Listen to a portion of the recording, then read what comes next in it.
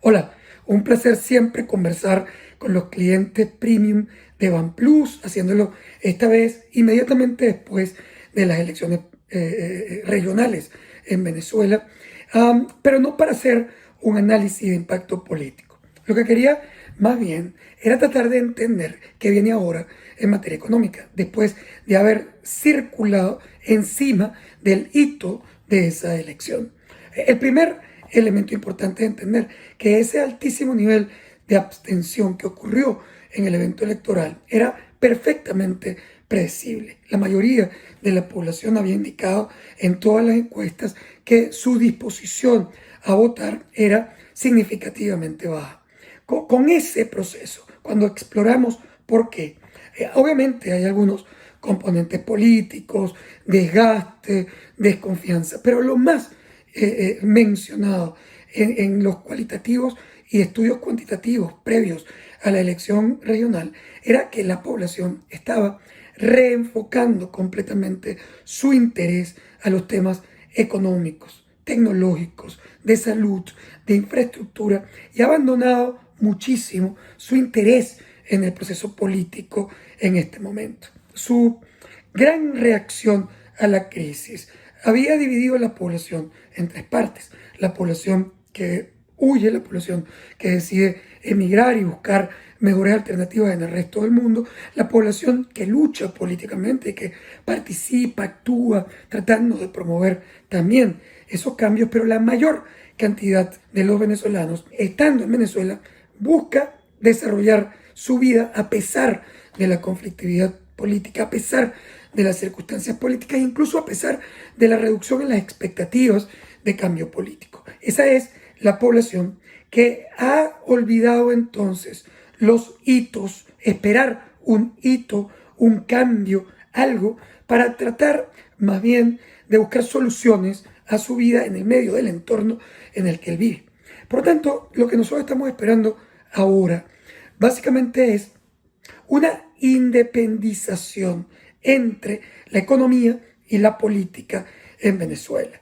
Creo que esa será la variable marcadora del año 2022. Ya comenzó de alguna manera a funcionar en el año 2021, muy estimulado, por ejemplo, por la dolarización transaccional fáctica de la economía, pero también por la acción de liberación de precios, por la deshostilización de la relación entre el gobierno y el sector privado, en la búsqueda de algunos cambios legislativos que permitan o han permitido a las empresas mejorar su capacidad de planificación. Y en el caso específico de los consumidores, también se ha visto un cambio muy importante que tiene que ver con un consumidor que busca cómo trabajar, cómo generar ingresos adicionales a sus trabajos convencionales para complementar ese ingreso en una situación evidente de incremento de precio y costo de vida.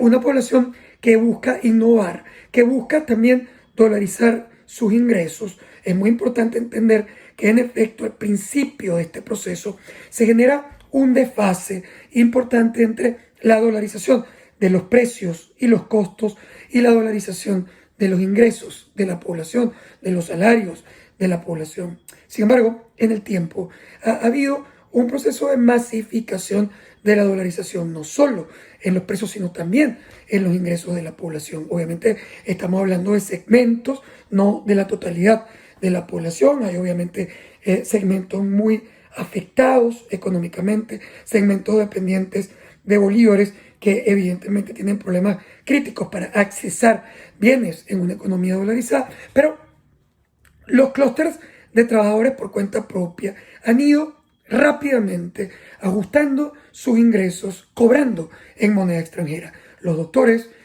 los trabajadores como un electricista, un plomero, el personal de servicio e incluso un profesor, digamos, por tiempo parcial, las personas que se ofrecen a prestar servicios, etc. Ese grupo de la población va dolarizando ingresos, pero también en el sector formal comenzamos a ver la dolarización de esos ingresos. Basta con chequear el comportamiento de los costos laborales de las empresas formales en dólares entre el año 2018 y el año 2021 y vamos a conseguir un incremento importantísimo en los costos en dólares de las empresas, en términos, costos laborales de las empresas. ¿Qué hay del otro lado de los costos laborales? Trabajadores. Es obvio que los trabajadores también han incrementado entonces sus ingresos en moneda extranjera entre el 2018 y el 2021. Esto no quiere decir de ninguna manera que la población ha incrementado significativamente su capacidad de compra, porque tú puedes incrementar ingresos y también incrementarlos en dólares y obviamente enfrentarte a una economía mucho más costosa. Pero lo que está claramente definido es que esta dolarización que alcanza en este momento cerca del 70% de las transacciones totales y donde cerca del 75% de la población manifiesta operar en dólares, poquitos, medianos o grandes, es un proceso que se masifica y que vino para quedarse, que es muy difícil imaginar que tú puedas hacer estrategias que regresen hacia la bolivarización de los procesos. Estos procesos en dólares van a continuar siendo importantes. Por supuesto, vamos a ver intentos importantes también del gobierno venezolano para intentar regresar con fuerza el bolívar, para tratar de revivir su moneda. Pero es muy poco probable que veamos éxitos significativos en ese proceso luego de la altísima penetración de los dólares en este momento, pero también de la altísima penetración del dólar como referente de ingreso y referente salarial, protegiendo a la población un tanto de las variabilidades de la inflación interna. En todo caso, lo que nosotros vamos a ver en el año 2022 es esa independencia en la que la economía, en términos de los productores, en términos de los consumidores, pero también incluso en términos de la política pública o estatal, va a ir flexibilizándose en el tiempo. Quizás en este primer momento todavía vamos a ver los embates de un intento de evitar la dolarización completa y es probable que nunca veamos un 100% de dolarización en Venezuela, ya que no es una dolarización formal. Pero es claro que vamos a ver ajustes salariales, ingresos en la economía informal, ajustes en los trabajadores por cuenta propia, incrementos en los costos laborales y también mucha mayor capacidad de planificación por parte del sector privado de la economía. Estos son los procesos, dentro de todo,